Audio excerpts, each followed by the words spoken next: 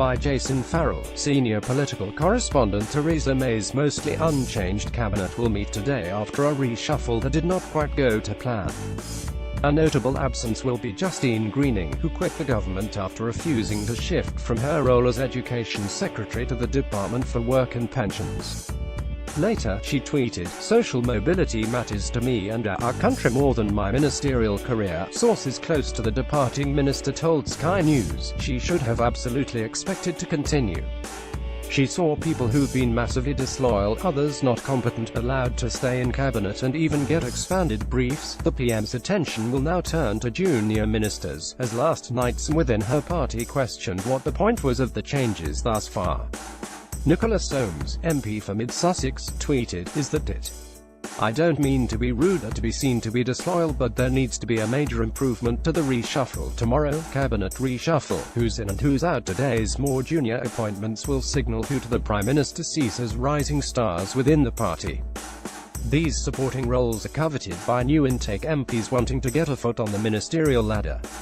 Ms. Greening's departure was the biggest upset yesterday after the Prime Minister kept all the political big beasts in her cabinet in place, including Chancellor Philip Hammond and Foreign Secretary Boris Johnson. Even the replacement of Damien Green as First Secretary of State did not happen, as David Lidington took on many of his responsibilities without the title. Jeremy Hunt was another minister who refused to budge after being offered a swap to Business Secretary. Instead, he increased his role. His job title changed from Health Secretary to Secretary of State for Health and Social Care. What the newspapers say about the cabinet reshuffle, critics will regard it as a sign of weakness that the PM did not feel able to impose any significant change in the most senior ranks. Business Secretary Greg Clark, Transport Secretary Chris Grayling and Leader of the House of Commons Andrea Leadsom were all tipped for demotions but kept the roles. Newspapers were also overbriefed for changes that so far have not transpired, such as their no-deal Brexit minister. The adjusting of titles added to the sense of tinkering.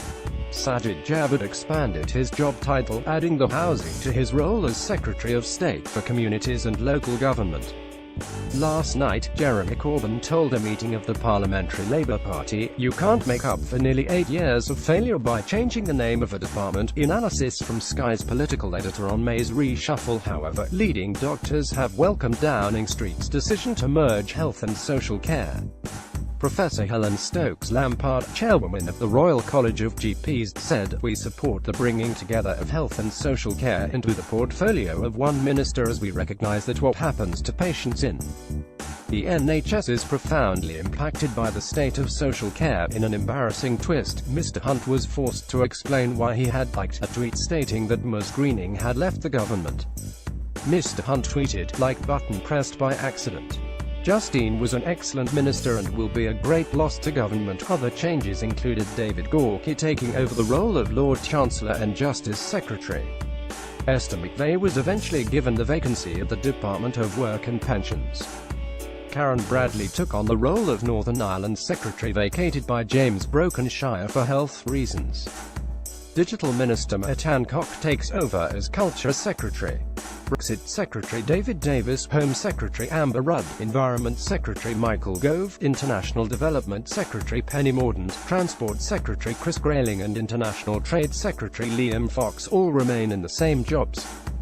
Downing Street said the reshuffle was seen by Mrs. May as an opportunity to refresh the government and to give added impetus to the PM's reform agenda while continuing to deliver on Brexit. But Liberal Democrat Chief Whip Alistair Carmichael said the whole affair could be summed up in the PM's previous comment that nothing has changed, adding, "Theresa May wanted to reassert her authority but has come out of this looking weaker than ever."